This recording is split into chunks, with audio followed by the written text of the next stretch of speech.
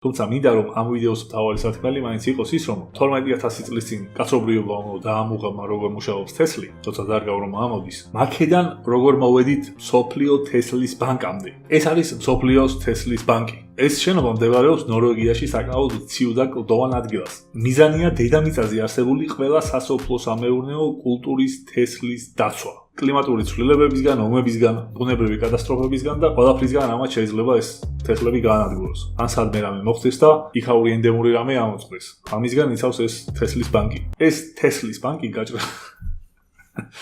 ეს თესლის ბანკი მიწაში გაჭრილია 120 მეტრ სიღრმეზე. შიგნით მუდმივი ტემპერატურაა -18 გრადუსი. იქაური სიცივეც უწყობს ხელს, თუმცა კიდე ხელოვნურადაც არის ეს დაფიქსირებული. აქ არის დაახლოებით 4,5 მილიონი თესლი და თუ სწორად გავიგეთ, თითოეულ პაკეტში არის 500 ერთეული. ანუ რაღაცა ჯიშს რომ ინახავენ, იმ ჯიშის თესლის 500 კარგი ერთეულია შენახული. და საბოლოო ჯამში რომ შევასოთ, მილიონზე მეტი ნიმუშია 100-ზე მეტი ქვეყნიდან. და ქართული უნიკალური ხორბლის ჯიშებიც არის ზანდური და დიკა. ეს არის ახლა რაც გვაქვს, ასე ვთქვათ, შეგროვილი განძი მთელს პლანეტას. მაგრამ 12000 წლის წინ რომ დაიწყო ადამიანმა მიწაში ენერგიის შარგვა და თესლის და იქიდან მცენარეების ამოსვლა, ეს ყველაფერი ამ თესლის ბანკამდე სანამ მოვიდოდა, მანამდე ძალიან დიდი და საინტერესო გზა განვლო და ამ გზაში საქართველოს დიდი დოზით ფიგურირებს. ჩვენი გენიოსი სტალინის ფიგურირებს და მართლა გულწრფელად ვფიქრობ, რომ ეს ყველაფერი იმდენად საინტერესოა, რომ ამ ყველაფრის მოსმენის შემდეგ თქვენი ცხოვრება რაღაცნაირად თითქოს შეიცვლება. ცოტა სხვანაირად იფიქრებთ ხოლმე რაღაც საკითხებთან მიმართებაში. ეს არის ჩემი ამბიცია და ნახოთ რამდენად გამომივა.